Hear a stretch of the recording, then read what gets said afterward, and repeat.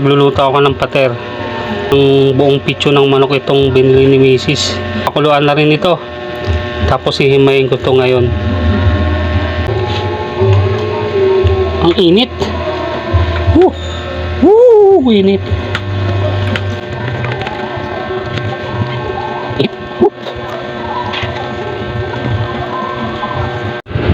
Guys, tapos na.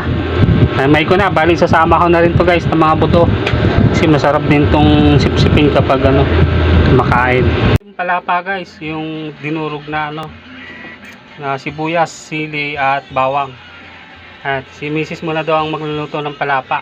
Tapos ako naman dito sa sa pater. Okay, yan guys, yan siya guys, naiya pa siya.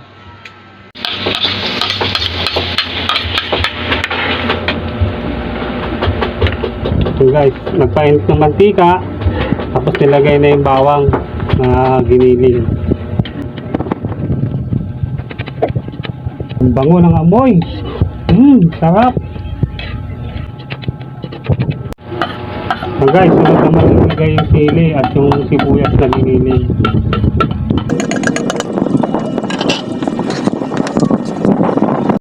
Ayan, bali nilagyan siya ng mamasitas. Nilagyan din ng pampalasa guys. Yan ang itsura niya. Malapit ng maluto yung palapa. Bumili rin kami ng pechay. Ilalagay ko to doon sa pinaglagaan ng manok. Hihimayin ko muna to habang nagluluto ng palapa si Mrs. Mamaya ako naman ang magluluto ng pater at nitong pechay. Sasabuhan ko.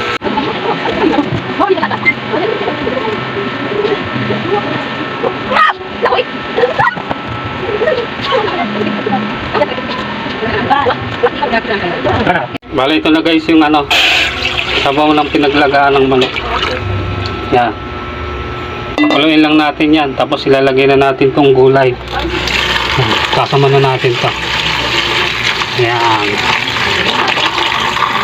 Bale, takpan muna natin guys. Guys, bale kumukulo na siya.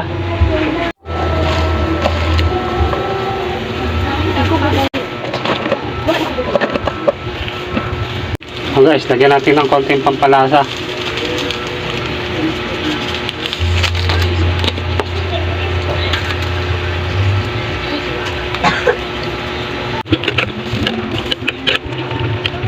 Tikman natin guys.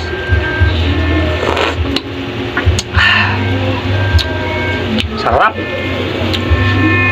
Yan, habang guys natin tong gulay, pinapaluto natin ng gusto. Ito naman, isabay naman natin yung pagluluto ng pater. Lagyan na natin tong mantika. Okay guys, lagyan na natin tong bawang. Naku guys, nawala ng ilaw yung cellphone ko. Kasi palobat na to eh. Pasensya na kayo guys, palobat na kasi yung cellphone. Lagyan naman natin yung sibuyas.